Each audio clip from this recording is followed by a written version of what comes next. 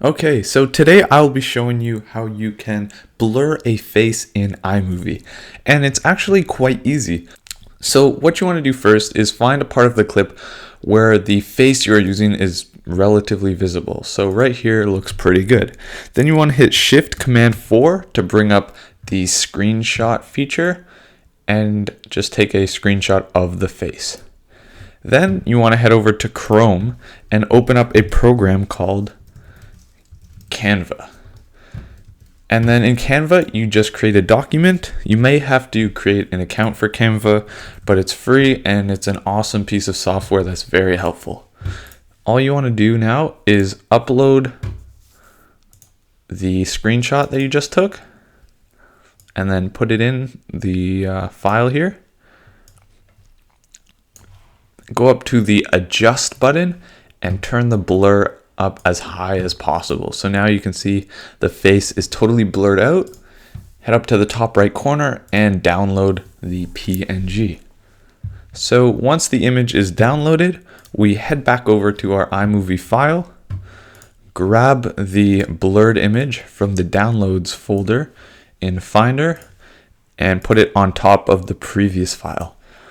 So then we obviously don't want it taking up the whole page, so we have to click Fit and Picture in Picture mode. So now it only takes a little small portion of the screen.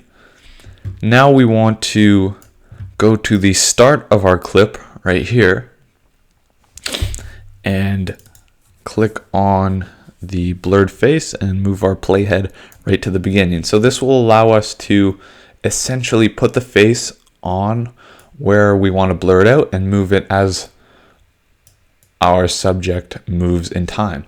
So we're going to use the keyframe feature to do this. So we'll start with the image right here where we want it to begin and click this button, the keyframe button. Then using the right arrow key, we just move our video ahead and then move the face accordingly with the movement in the video. So as our subject moves ahead, we just move the blurred image. We can also resize that image as he's moving because obviously the closer he comes to the camera, the larger we need the image to become to fit the subject as he comes forward. And now that he's almost out of the frame, we can pretty much just move this right out of the way so that at the end of the clip we won't see it. And then we just hit the check. And now if we play the clip back, look at that. The blurred image follows the face and we can't see it, so it's all blurred out.